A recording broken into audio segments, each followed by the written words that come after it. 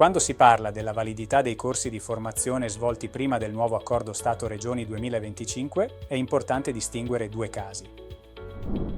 Prima di proseguire, per non perdere i prossimi contenuti, iscriviti al canale. Primo caso, corsi già normati dai precedenti accordi.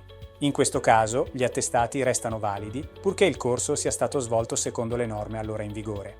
Secondo caso, corsi non ancora regolamentati prima del 2025. Qui la validità dipende dal contenuto. Il corso resta valido solo se i contenuti già svolti sono conformi a quelli introdotti dal nuovo accordo. Facciamo due esempi. La formazione per preposti, se conforme all'accordo del 2011, è ancora valida e non serve alcuna integrazione.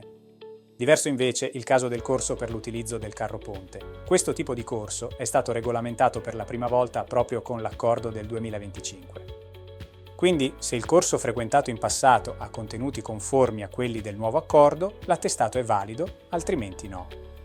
Quindi, se i contenuti non sono conformi a quelli previsti dal nuovo accordo, sarà necessario frequentare il corso per carro ponte conforme al nuovo accordo entro 12 mesi dall'entrata in vigore dello stesso, cioè entro il 24 maggio 2026.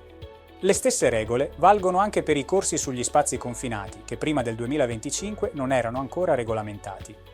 Attenzione però, il termine dei 12 mesi non è una deroga. La formazione dei lavoratori deve essere sempre effettuata prima dell'inizio dell'attività.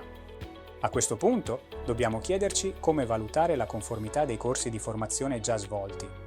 Il nuovo Accordo Stato-Regioni 2025 non entra nel dettaglio di questa verifica, perciò è importante procedere con attenzione per evitare contestazioni.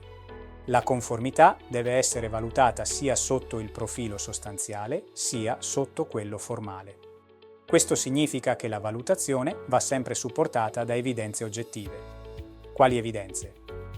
Ad esempio, la descrizione del programma formativo, i contenuti ricavabili dal materiale didattico, oppure eventualmente riportate direttamente sull'attestato. In altre parole, serve una verifica accurata e documentata. Solo così si può dimostrare che i contenuti del corso sono conformi a quelli previsti dal nuovo accordo. Quindi fate attenzione. Una valutazione superficiale o incompleta può comportare inadempienze sanzionabili. Iscriviti al canale YouTube di Vega Formazione o segui i nostri seminari gratuiti disponibili sul sito vegaformazione.it.